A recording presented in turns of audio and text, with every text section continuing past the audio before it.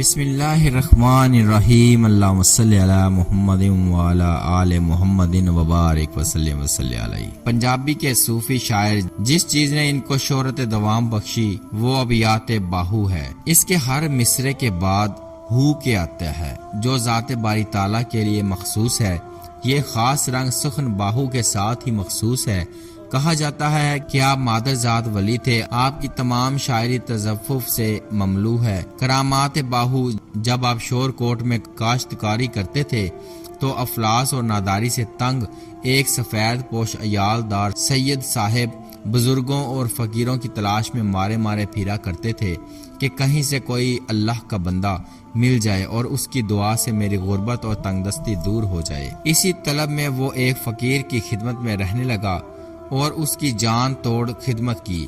ایک دن فقیر کو اس کے حال پر رحم آیا اور پوچھا تیری مراد اور حاجت کیا ہے؟ اس سید نے عرض کی کہ میرا بڑا بھاری کنبہ ہے اور قرض بہت ہو گیا ہے۔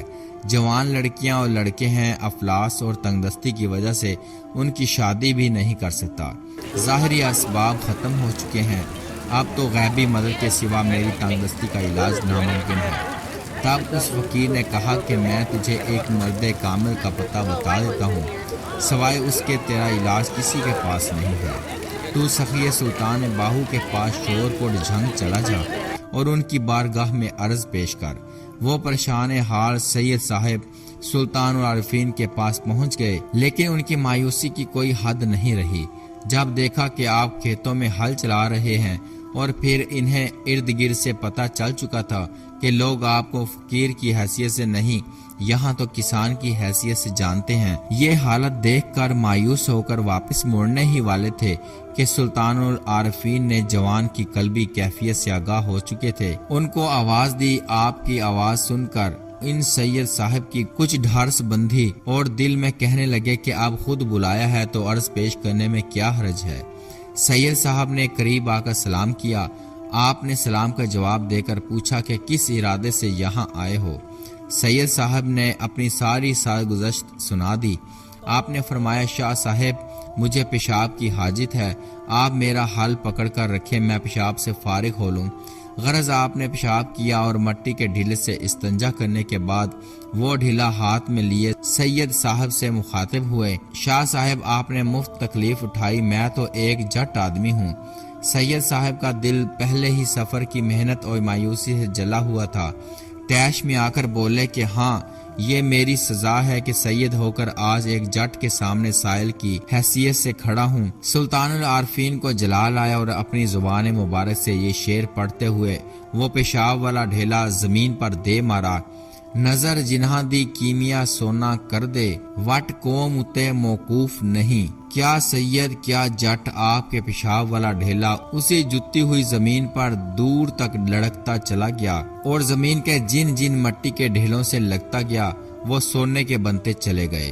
سید صاحب یہ حالت دیکھ کر دم بخود رہ گئے اور آپ کے قدموں پر گر کر رونے لگے اور معافیاں مانگنے لگے۔ آپ نے فرمایا شاہ صاحب یہ وقت رونے کا نہیں، یہ ڈھیلے چپکے سے اٹھا لو اور چلتے بنو، ورنہ لوگوں کو پتہ لگ گیا تو نہ تو تیری خیر ہے اور نہ میری۔ چنانچہ اس سید صاحب نے ان سونے کے ڈھیلوں کو جلدی سے اپنی چادر میں لپیٹ لیا اور آپ کے پاؤں چومتے ہوئے وہاں سے چل دیے۔ پیر ملیا جے پیڑ نہ جاوے، اس نو پیر کی دھرنا ہو، مرشد ملیا رشاد نہ منو، او مرشد کی کرنا ہو۔ بچپن ہی میں آپ کے روحانی کمالات کے ظہور سے آئندہ زندگی کی تصویر نمایاں تھی۔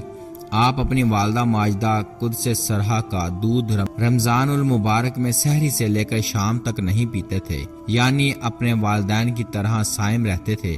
جب دائیا آپ کو سیر و تفریح کے لیے گھر سے باہر لے جاتی تو آپ کے نورانی چہرہ کو دیکھ کر اکثر ہندو لوگ کلمہ طیبہ پڑھ لیتے تھے۔ چنانچہ منقول ہے کہ ایک روز شہر کے تمام ہندو اکٹھے ہو کر آپ کے والد ماجد بازید محمد قدس سرہ کی خدمت عالیہ میں حاضر ہوئے اور عرض کی کہ دائیا آپ کے فرزند ارجمند کو وقت بے وقت باہر لانے سے ہمارے دین کا سخت نقصان کرتی ہے، آپ مہربانی فرما کر اپنے برخوردار کے لیے سیر و تفریح کا وقت مقرر کر دیں۔ ہم اپنے دین کی حفاظت کے لیے منادی کرنے والے ملازم رکھ لیں گے۔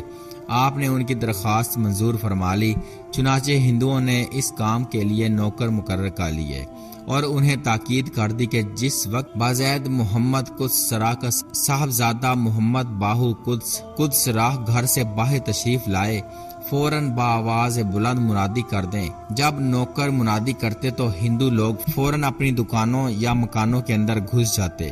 سلطان الاولیاء امام الاتقیاء شیخ سلطان حامد رحمۃ اللہ تعالی فرماتے ہیں کہ میں نے اپنے والد ماجد سلطان شیخ غلام باہو قدس سرا کی زبان درفشاں سے خاص وقتوں میں جب کہ آپ اسرار بیان فرمایا کرتے تھے یہ سنا کہ شروع سے لے کر آخر تک سلطان العارفین سلطان باہو کی نگاہ مبارک جس غیر مسلم پر پڑی وہ فوراً کلمہ طیبہ پڑھ کر مسلمان ہو گیا۔ سبحان اللہ، یہ کتنا بڑا فضل خداوندی ہے کہ اس نے اپنے حبیب علیہ الصلوۃ والسلام کی امت کے اولیاء کی نظر میں اتنی تاثیر کر دی۔ نظر جنا دی کیمیا سونا کر دے وٹ رب دیاں دتیاں ذاتاں، کیا سید کیا جٹ بچپن میں ایک دفعہ جب آپ بیمار ہوئے، آپ کی اجازت سے لوگ ایک برہمن طبیب کو بلانے کے لیے اس کے گھر گئے۔ برہمن نے کہا کہ میں ڈرتا ہوں کہ اگر میں وہاں گیا تو مسلمان ہو جاؤں گا، بہتر یہی ہے کہ آپ کا کرتا یہاں لے آئیں۔ مریدوں نے ایسا ہی کیا۔ جب اس برہمن طبیب نے کرتا کو دیکھا تو بے ساختہ اس کی زبان سے کلمہ طیبہ جاری ہو گیا، لا الہ الا اللہ محمد الرسول اللہ۔ آپ کی یہ کرامات گرد و نواح میں ابھی تک مشہور ہے، اور یہ تو اپنی آنکھوں سے دیکھا ہے اور ہزاروں خاص و عام دیکھتے ہیں، اور انشاءاللہ العزیز قیامت تک دیکھتے رہیں گے کہ جس وقت لوگ آپ کے مزار مقدس کی زیارت کے لیے خانقاہ شریف کے اندر داخل ہوتے ہیں اور مزار شریف کو دیکھتے ہی بے اختیار ذات الہی کے شوق سے رونے لگ جاتے ہیں اور ذکر بحران کی زبان پر جاری ہو جاتا ہے۔ سینکڑوں بانصیب آدمی صاحب حال، زندہ دل، صاحب تاثیر، ذاکر روحی ہو جاتے ہیں۔ یہ محض کمال اطاعت محمد رسول صلی اللہ علیہ وسلم کا نتیجہ ہے۔ آپ رحمۃ اللہ تعالی نے 140 کتب تصنیف فرمائی ہیں اور ہر تصنیف اس میں ذات کی شرح و تفسیر ہے۔ اس میں ذات کے اسرار و رموز کو کھول کر جتنا آپ رحمۃ اللہ تعالی نے اپنی تصنیفات میں بیان فرمائی، اس سے پہلے کوئی بھی ایسا نہ کر سکا۔ آپ رحمۃ اللہ تعالی فرماتے ہیں، تجھ پر اس قدر کتابیں پڑھنے کی دھن کیوں سوار رہتی ہے؟ اگر تو صاحب فہم ہے تو تیرے لیے علم الف اس میں ذات ہی کافی ہے۔ اس میں ذات طالبان مولا کی ہر مقام پر رہنمائی کرتا ہے اور اس میں ذات سے ہی وہ کامل فقر کے مراتب پر پہنچتے ہیں۔ اس میں ذات نہایت بھاری و عظیم امانت ہے، اس کی حقیقت کو صرف حضور علیہ الصلوۃ والسلام ہی جانتے ہیں۔ اس میں ذات عین اللہ پاک کی ذات ہے۔ تصور اس میں ذات کی شان میں سلطان العارفین حضرت سخی سلطان باہو رحمۃ اللہ تعالی فرماتے ہیں، توریت، زبور، انجیل اور ام الکتب یعنی فرقان، یہ چاروں کتابیں محض اس میں اللہ کی شرح ہیں۔ اس میں اللہ کیا چیز ہے؟ اس میں اللہ عین ذات پاک ہے جو بے چون و بے چگون اور بے شبہ و بے نمون ہے، اور جس کی شان میں آیا ہے جو شخص اس میں ذات کو پڑھ کر اس کا حافظ ہو جاتا ہے وہ اللہ تعالیٰ کا محبوب بن جاتا ہے۔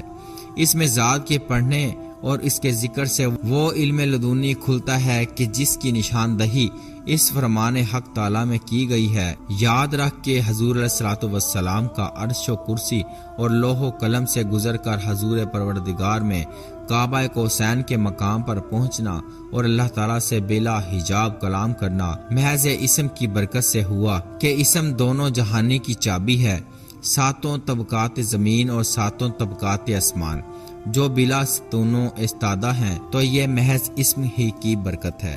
جو پیغمبر بھی مرتبہ پیغمبری پر پہنچا اور کفار پر فتح حاصل کر کے ان کے شر سے معمون ہوا، تو یہ بھی محض اسم ہی کی برکت تھی کہ ان کا نعرہ ہمیشہ یہی ہوا کرتا تھا، بندے اور مولا کے درمیان رابطے کا وسیلہ یہی اسم ہی تو ہے۔ تمام اولیاء اللہ، غوث و کتب، اہل اللہ کو ذکر، فکر، الہام، مذکور، غرق توحید، مراقبہ و کشف و کرامات اور علم لدنی کے جتنے بھی مراتب نصیب ہوتے ہیں اسم ہی کی برکت سے ہوتے ہیں، کہ اسم سے وہ علم لدنی کھلتا ہے کہ جس کے پڑھ لینے کے بعد کسی اور علم کے پڑھنے کی حاجت نہیں رہتی۔ قرآن مجید میں 4000 مرتبہ اسم اللہ آیا ہے، جس کی برکت سے سارا قرآن ہی اسم اللہ ہے۔